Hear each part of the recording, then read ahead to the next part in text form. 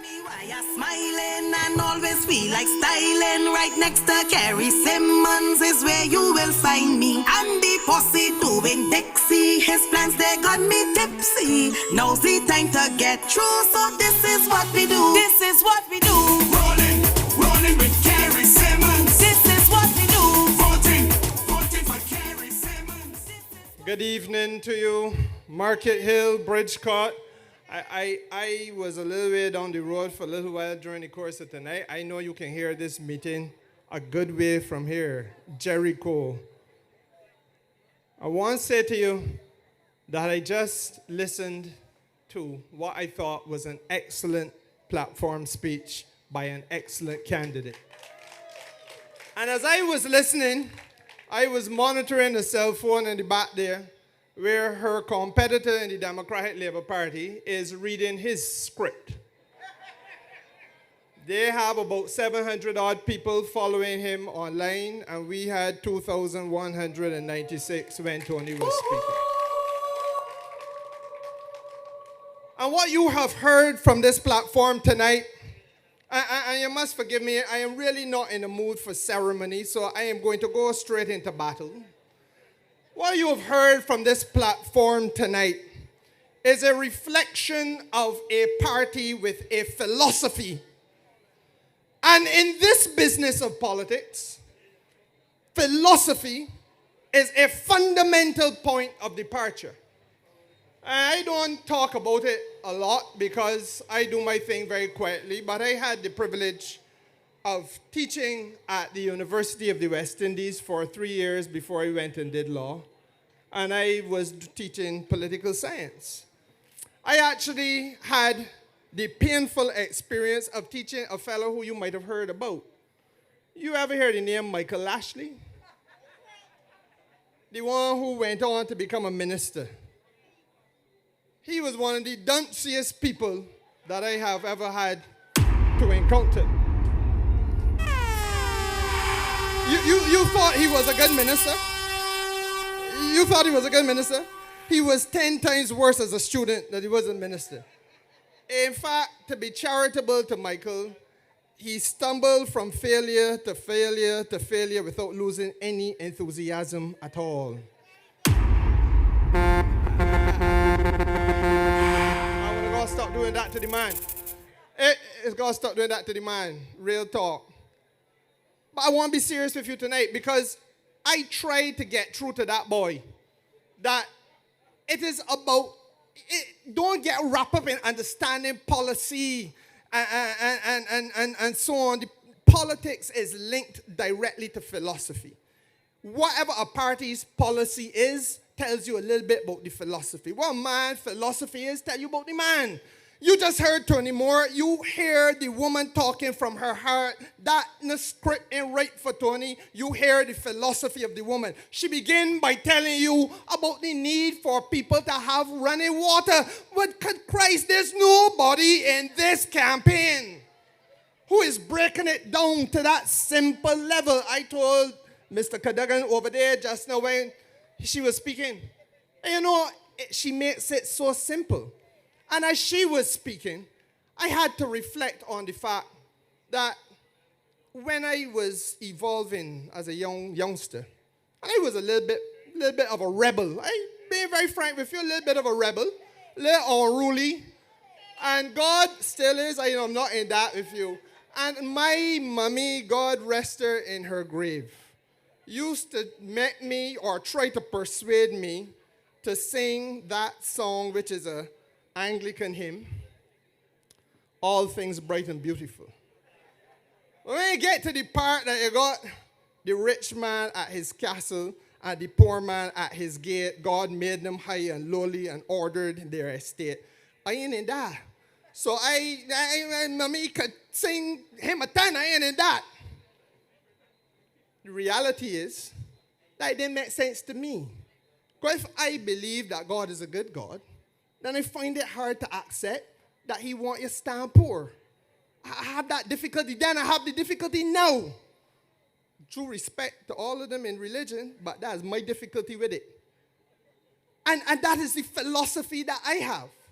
And I feel that I must say to you tonight that I see this by-election contest in St. George North as an opportunity for us in the Barbados Labour Party to restate the philosophy of this party and the reasons why we believe we are right about certain things that we are doing, why it is necessary for this government to do certain things that it has been committing itself to, why we have found a candidate who is an excellent fit, and why we must continue in this journey that Glenn Clark carried this constituency on for 26 years.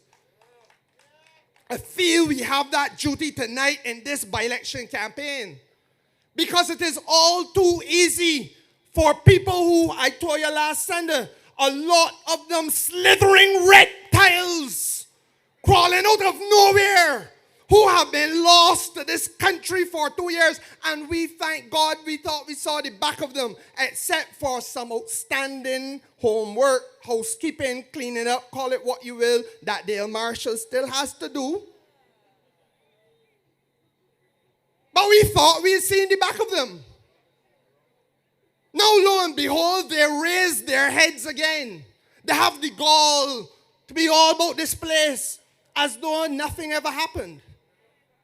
And when you heard Tony tonight, it ain't only about running water for people.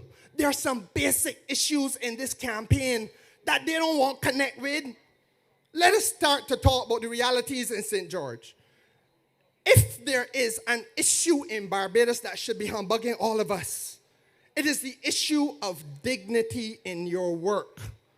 Dignity in your workplace. It is not limited to St. George North. It is not limited to St. George as a parish. It is true of all Barbados. But it is particularly painful and offensive in the rural breadbasket of the country that today in 2020, we have mothers of sons, wives of husbands, sisters in your community, ladies here in Bridgecourt, in Roach Village, in Jericho, in Locust Hall, in Glebe Tenantry, who make their way into a field to work. It might be that they're tilling and cultivating sweet potatoes. It might be a cane ground. But we have had successive ministries of agriculture who have never felt it necessary, even though they don't own all the land, but liaise with the landowners. Good God, man. You mean you passed these women in 2012, in 2013, in 14, and 15, and 16, and 17, and on, and nobody pauses to say, as a matter of human dignity in 2020, you don't think we should have some porta potties that these daughters of our soil could relieve themselves when the day come? Should they be doing pursuing livelihood in exactly the same way in the year 2020, Anno Domini, in the year of our Lord, as their forebears had to do it in 1720? It is called dignity in the workplace. But unless you have people the likes of Tony, who has the philosophy to recognize that that is a wrong, that is a public wrong, that is a mischief that should be corrected by people who are in government. Let's not pretend that it is limited to that. I am now minister responsible for small business in this country. On Wednesday night, relating to another matter, the Prime Minister and I had a long conversation. And as we closed, we spent about 10-15 minutes discussing vendors. And the need to do the same thing for vendors. The need for us to be able to make sure that there are parts of the highways of Barbados that are now not cordoned off, but you create a sufficient space to lay by. And you put in some running water that a man can wash his hands. Put in some portable toilet facilities that a man can relieve himself. That fathers of daughters and husbands of wives, sons of this soil in 2020, should be given basic dignity and decency and an ability to function in a hygienic circumstance in the area where they are earning an honest living. These are people who are hardworking Barbadians. These are not the con men that are over in Newberry tonight. These are not the embezzlers and the swindlers.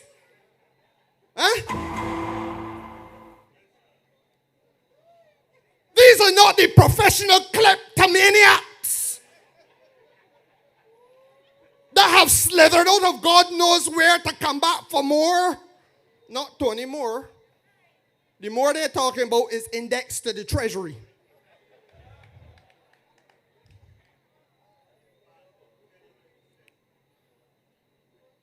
These people are Barbadians, bred and born like you and I, who trying to eke out an existence in these most difficult of times. And this is what this has to be about. You just heard the Prime Minister. It has to be about a party that is prepared to come to you and tell you the gospel truth. My friends, we are facing in Barbados the most difficult set of circumstances that any government has ever faced in this country since the riots of the 1930s. This transcends it all. You've heard every speaker tonight confront the reality of what they have had to deal with when they came to office. More importantly, how are we trying to solve some of the problems? How are we trying to bring dignity? How we are trying to make sure that the basic amenities that you need to conduct your daily living. I stood in the audience for a little while, and I even heard the Prime Minister. And we speak laughingly of the 32 or 33 buses that are now on the road. Do you understand that the Democratic Labour Party in 10 painful, long, God-forsaken years did not bring a bus to Barbados? Not a blasted bus! And as if that was not bad enough. If that was not bad enough, they took a transport board and overpopulated it. The same nincompoop that I just told you about, that if a thought ever crossed his mind, it would have been a long, lonely, painful experience. That boy brought people into the transport board as if there was no tomorrow. Did the same thing at the Ministry of Housing. Did the same thing at the Ministry of Housing. Knowing full well that you had in mind to pay the people. So you bring people to work. I want you to understand what they did, because it is a wicked, whatless calculation. I want to get re-elected. So I am going to hoodwink the people in my constituency. Yeah? I am going to tell them, come and get a job. I can ensure they get what today, but I can't ensure that 6 months from now they're going to be what? But 3 months from now there'll be election. And because to get what, I expect them to vote for me. If they lost, the what went down, but that's their business. That is what the calculation is, stripped naked of all of the frills. So they took people and put them in the Ministry of Housing. You will have 5 receptionists answering one phone, 4 or 5 maids with one broom in the ministry, in the transport board, and this is what we had to deal with. An overabundance of drivers, but a disappearing fleet of buses. And you know it, your children in Market Hill, your children in Bridgecourt, your children in Newberry, your children all through this constituency, coming home late on an evening. Where you know come from, boy? Man, the bus, daddy. I can get in the bus, mommy.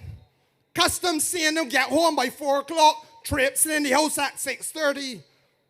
There were stories carried on CBC that there were children in the bus stand at 7 or 8 o'clock at night waiting on buses that were not there to come. All of that get cleaned up and done with. But the point is that while the fleet of the transport board dwindled down to about 30 or 40, I can't remember the number now, you still had people being brought on as drivers. To do what? So we took a position that has to be fixed. Because again, it goes back to the philosophy of the Barbados Labour Party. It goes back to a commitment to you, the people, to make sure that even though we have to do some corrections in terms of the economics of the thing, what is the next step? How can you deal with these people? Let me tell you something now. I have stood in the yard of Parliament. I have stood in the yard of Parliament and engaged Chris Sinclair and Michael Lashley and some of the other ones. How is it that you all going to fix this here? Man, Symmonds, if some boy go along home, they go along home. That is the answer that is given. That cold-blooded, indifferent answer is the answer that is given.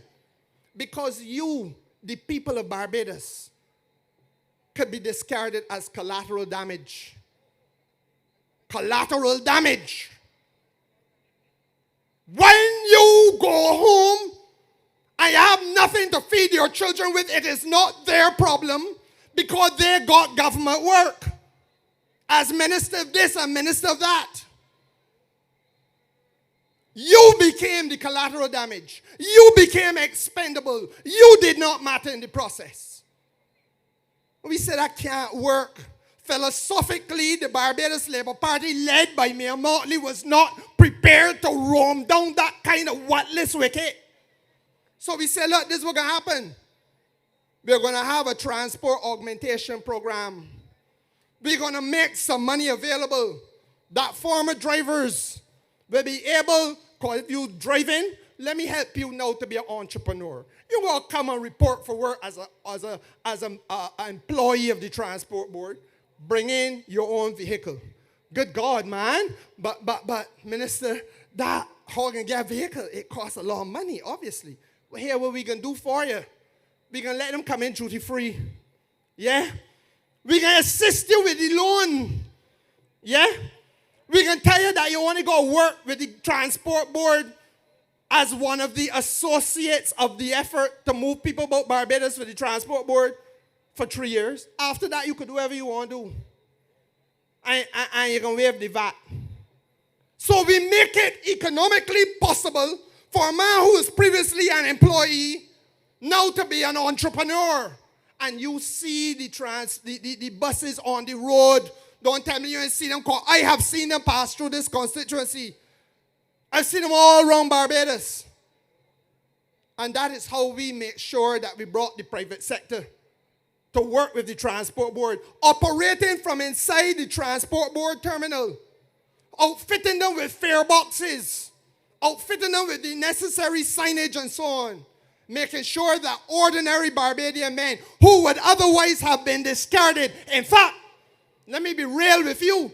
Every time there has been a government that had to lay off people, the people were treated as collateral damage. This is the first occasion in the history of this country, man, that we've had a prime minister and a cabinet and a government that has bent over backwards to make sure that you salvage that humanity so that they don't just be flotsam and jetsam or wreckage strewn across the surface of the landscape. That has been the philosophy enacted by this Barbados Labour Party government. And those reptiles over yonder tonight gonna tell you about how we ain't do nothing for people. And that lovely young lady who just spoke to you is a sellout. Sellout? That she disrespecting workers? Disrespect? Well, let me talk to you tonight about disrespect. The disrespect, Miss Pisa, is when a man that stole ammunition from a police station is able now to resurface and rehabilitate his miserable self at the expense of the people of St. George North. You know it happened? You know it happened? A little short covered down man that used to walk about in high heel boots stole ammunition from a police station. That if you had done it, you would have been charged. Let them deny that. The disrespect is when a man who did not go on the dump street They not go on a block, but we're in the House of Assembly, armed with a gun, and pulled that gun on the Attorney General of Barbados tonight. And not a word has been said, nothing has been done, and he pulled the gun in front of witnesses. That is the disrespect when he is allowed to rehabilitate himself at the expense of the people of St. George North. You want to talk about disrespect? Let us have it. Bring it on. You want to talk about disrespect? Disrespect is when I had to go to the airport in 2018 for the first time as Minister of Tourism and International Transport and confront the plight of females in this country who were guardians of your national security, sitting at kiosks along the length of the runway. And some of those gates have access to the runway. The guards are there in a little kiosk. I hear you, darling. I can talk about it. You was one of them? You was one of them? I can talk about it. That some of those ladies will be on duty tonight, 11:30, and go to the bathroom. But there is no bathroom anywhere around there. They pick up a phone. Yeah, the lady say exactly what she know what you're talking about. Pick up a phone and call an office 2 miles away to say, I want a vehicle to come for me, please. I want to use the toilet. Don't laugh. Don't laugh. That is what I call the dignity of labor. That's why we need a 20 more in the Barbados Labour Party. You understand? Because they got people about here that pretend that these things don't happen. But they happen. And I can keep talking, darling. Because then they made the mistake of inviting me to a church service for airport week. Now I told them privately, because they want to embarrass the boy publicly, that if that were accustomed to under Richard Seeley, let it end now. I'm real glad that you here to echo what he's saying, because these people feel that he's making it up.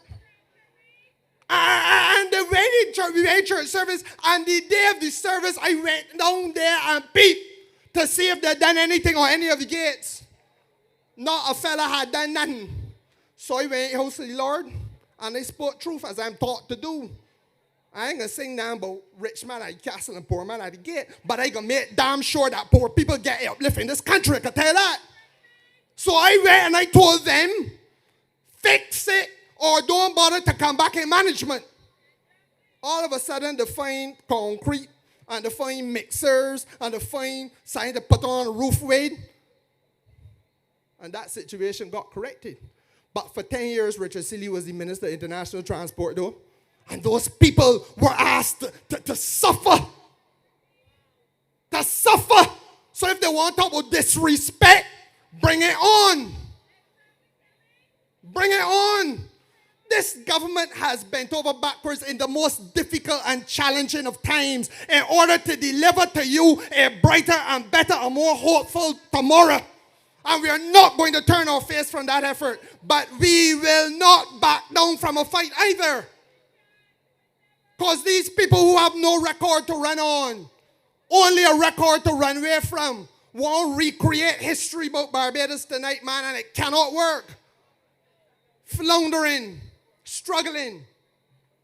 No, I mean, let me be very real. Let us be very real about this situation. As we go forward, we have to be able to accept that there have been challenges that we were confronted with that we didn't anticipate. The arrival of COVID on the scene was nothing that anybody could have planned for. Night after night, you have heard Jeffrey Bostick come here and come to account. There's nobody who can say to you that the government of Barbados has not done an excellent job in holding that disease, that plague at bay. Great United Kingdom is tonight going back into lockdown. Barbados is not. United States of America is a mess with it. 10 states today recorded the highest level ever. Not Barbados. Germany going back into lockdown. All across Europe. France Friday. France Friday introduced new measures again. We are holding the ship together while making sure that we do everything in our power in order to make sure that we can continue to advance the well-being of the people of Barbados. I just tell you about the buses, but then begin and end with the buses. You remember that under the worthless last decade of the Democratic Labour Party, you couldn't get in the sanitation trucks about this place? That there were places that did not see garbage collected in Barbados for 4 weeks and 5 weeks. There was a shutdown, well, not a shutdown, there was a travel advisory issued against Barbados because of sewage running in the streets of the South Coast. That's what we had been brought to. These people have a goal. These people have testicles the size of bulldozers. To be able now to walk about in Barbados again, shamelessly present themselves at people's door. And I'm not telling you that you should be impolite or that you should chase them away. I hear somebody behind me saying, and I'm certainly not, you don't ever pelt nothing, that no water that you pass, don't keep it nothing and pelt that in the body, don't do that. But I am saying to you that you have to be very discerning. You have to be very, very critical of these people. And the first thing you should be asking them, because it ain't hard, and not only Democratic Labour Party people, the Solution Barbados man that live in this constituency, the man that Joseph Affley bring, he's a no-name product. I can't remember the man's name for the life of me. As I said the other night, he has been the most forgettable experience because I know I met him. But ask them, where were you during COVID? Don't go no further. When there was a lockdown, where were you? Because you know what part Glenn Clark was. You saw him. It wasn't that every day you can move about. There was a period of time during the course of the day that you were able to go to the corner store, to go to the village shop. You were able to do your little thing, go down to the fish market and get your fish. But you got to ask some of these people, the man from Solutions that run last time, that say he did always plan to run again. Ask him, where were you, star? What you do? Did you put a little bin in the corner there by that gas station that said communities helping communities so that people could put in a little tin of sardines or a tot of salmon or something that you could distribute food in Market Hill to people who are out of pocket because they ain't worked for the last 2 months? Did you do that? Did any of them bring a little yam or sweet potato or bag of goods or anybody? But good God, an election call, and now they have descended like locusts coming to eat the flesh from your bones. All they want to do is take, get. When there was a time to give, where were they? And these same hypocrites will then say to you that the Barbados Labour Party ain't do nothing. When you have a man who represented this constituency and Dwight Sutherland right next door, and every weekend and some days in the week, these men up and down and their agents and associates working with them. Is that not true? Is that not true? So these people want to reinvent history. And then this hullabaloo. I genuinely feel, why Mr. Reefer? I would give thanks for the Barbados Labour Party, you know. A man named Owen Arthur, before he passed away, and a lady named Mia Motley, she spoke here. She was the Deputy Prime Minister at the time, I don't remember. They determined that when you play cricket for the West Indies, you're entitled to get duty-free care. They did not say that you should be paid on or benefit on accordance of merit. They say if you represent at high level, you get duty-free care. Now, if that man had to be rewarded on the basis of merit, he can be passing through here in a BMW. You might see in a tricycle, but not a BMW.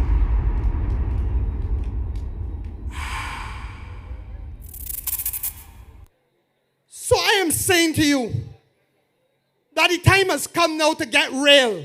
We are 4 or 5 weeks into a campaign, and there's nobody who is prepared to come face to face with Tony Moore on the bread and butter issues affecting the people of St. George.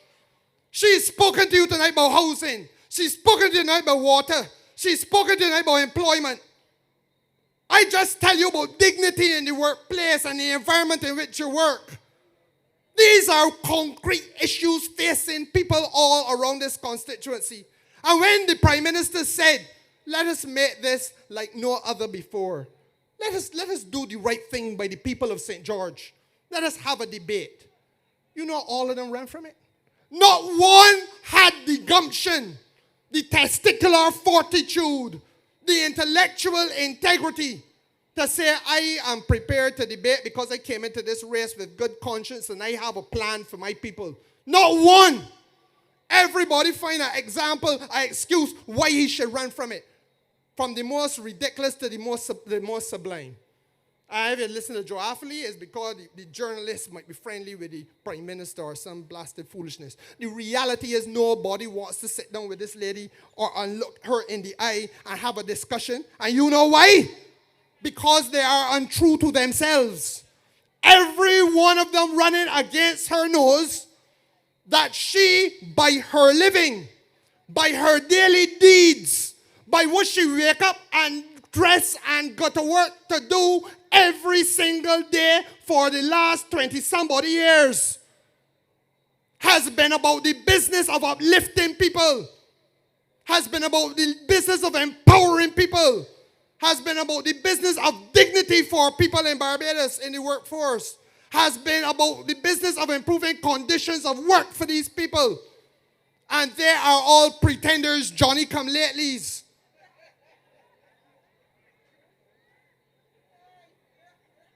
Looking for what they don't deserve. Now, I don't plan to carry you on long tonight. It's minutes to 12 on a good Sunday evening in rural Barbados. Time for me to go and get a little rest and face the workplace tomorrow. But I want to leave you on this note. I want on November the 11th for you to go out in your numbers. I want you on November the 11th to forget about the ambient noise, the surrounding noise, the confusion and false issues and imaginary issues and all the things that people that ain't got nothing sensible to talk about and create. I want you to focus on the individual. I'm asking you to vote for Tony because the Barbados Labour Party. Vote for Tony Moore because of Tony Moore. Vote for Sister Tony on the basis of what you know her to be and what she has been long before now. I started by telling you, it is all about philosophy.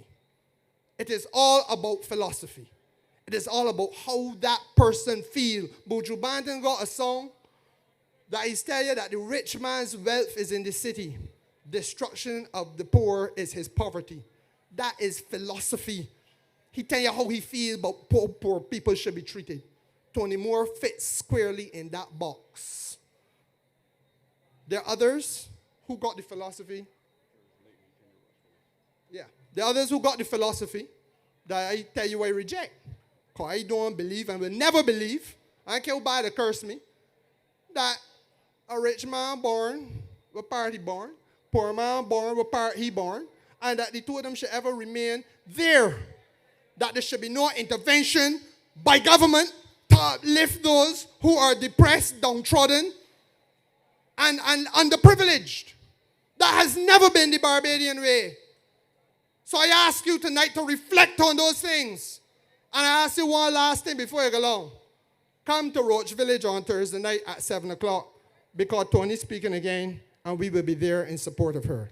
Good night, get home safely, and God bless you all.